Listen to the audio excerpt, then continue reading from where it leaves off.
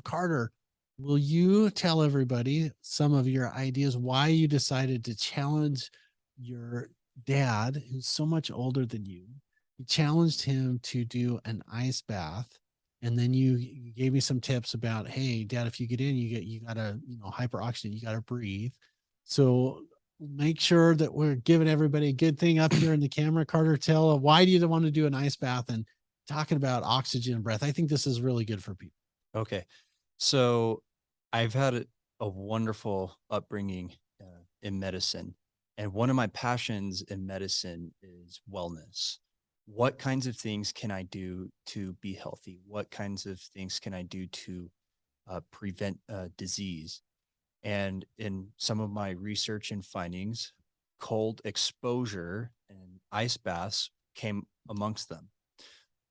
So the first time I heard about it, I was reading one of Deepak Chopra's books, and he gave Wim Hof a shout out, and I came across that in about 2018.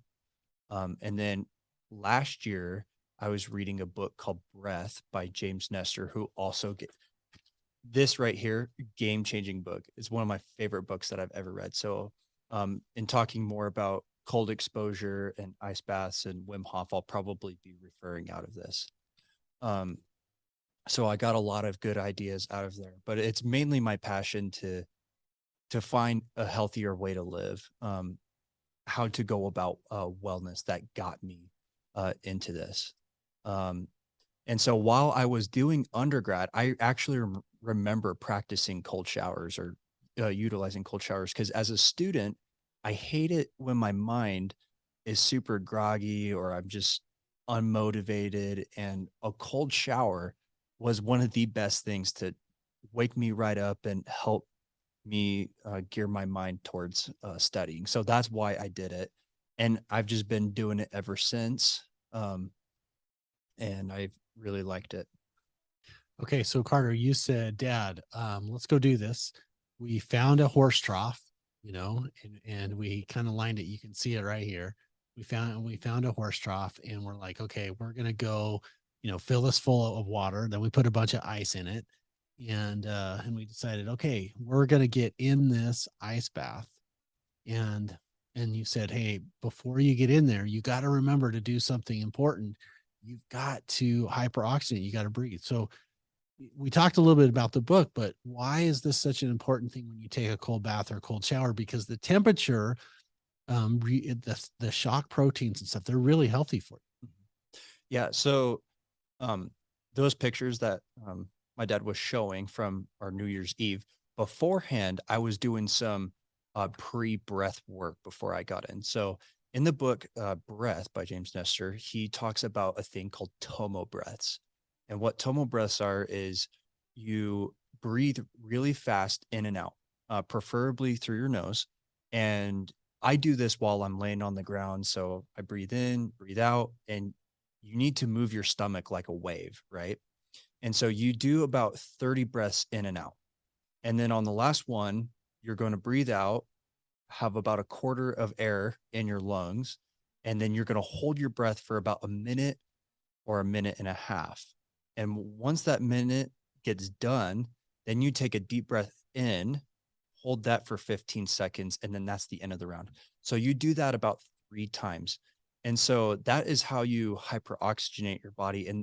And people like Wim Hof use these techniques to prepare themselves for cold exposure and um, breath work and oxygenating themselves. Okay, so the oxygen was really good. It's important. But what about the cold therapy itself? Like, can you tell everybody why it was important for you to do it and why it was important for you to challenge your dad and your brothers to do it? Because there's a lot of benefit. Can you tell us some of the benefits of the cold therapy? Absolutely. So, like I said before, as a student or just someone that wants to be mentally sharp, um, a cold bath will help out with a mental increase. It's also one of the best vascular workouts that you can do. So, it has been proven to increase circulation. Athletes use it to reduce muscle soreness. Um, and there's also been noted an increase of dopamine and noradrenaline. That's why you also do that, but I mostly do that for the mental increase. Okay. And what does it do to your circulation, particularly your um, endothelial layer? So what the cold will do is that it vasoconstricts, or if if you can think of your blood vessels as pipes, it's going to make the pipes smaller. Okay. And which is actually kind of really beneficial because we want stuff moving through our pipes. We want blood flowing through our blood vessels. So if we can, in a very healthy way, constrict them and open them up, um, it's it can be really healthy for moving stuff and helping your heart and your blood vessels to perform efficiently.